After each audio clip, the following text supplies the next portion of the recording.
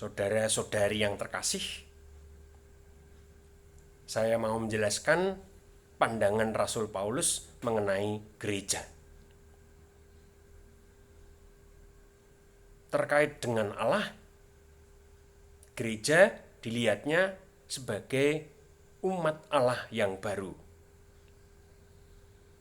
Umat yang dipilih dan dipanggil oleh Allah menggantikan umat Allah yang lama, umat perjanjian lama.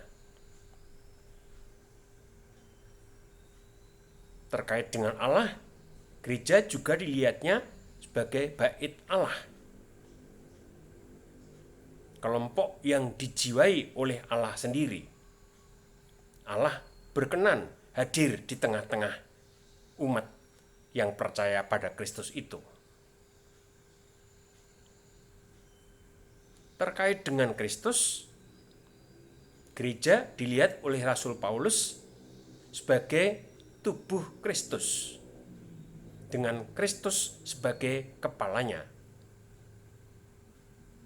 Gereja disebut tubuh Kristus karena ia bersatu dengan sang kepala, supaya ia tetap hidup.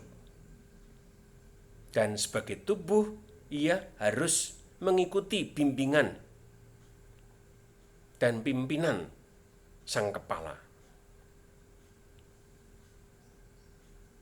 Terkait dengan Kristus itu pula, gereja dilihat Rasul Paulus sebagai mempelai Kristus. Disebut mempelai Kristus karena gereja mencintai Kristus dan Kristus sangat mencintai gereja. Sebagai kelompok yang mempunyai Tuhan yang sama, gereja disebut paguyuban umat beriman. Orang-orang beriman yang rukun satu sama lain, sehati dan sejiwa, memiliki Tuhan yang sama, yaitu Tuhan Yesus Kristus.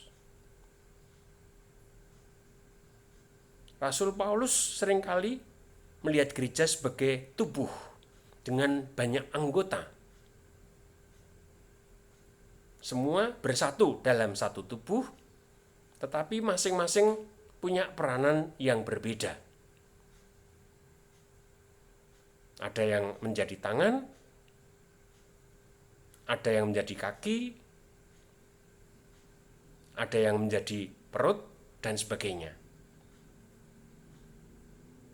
Dalam hal itu, Paulus menekankan pentingnya kesatuan dan kerjasama antar anggota paguyuban yang percaya pada Kristus tersebut. Itulah pandangan Rasul Paulus tentang gereja.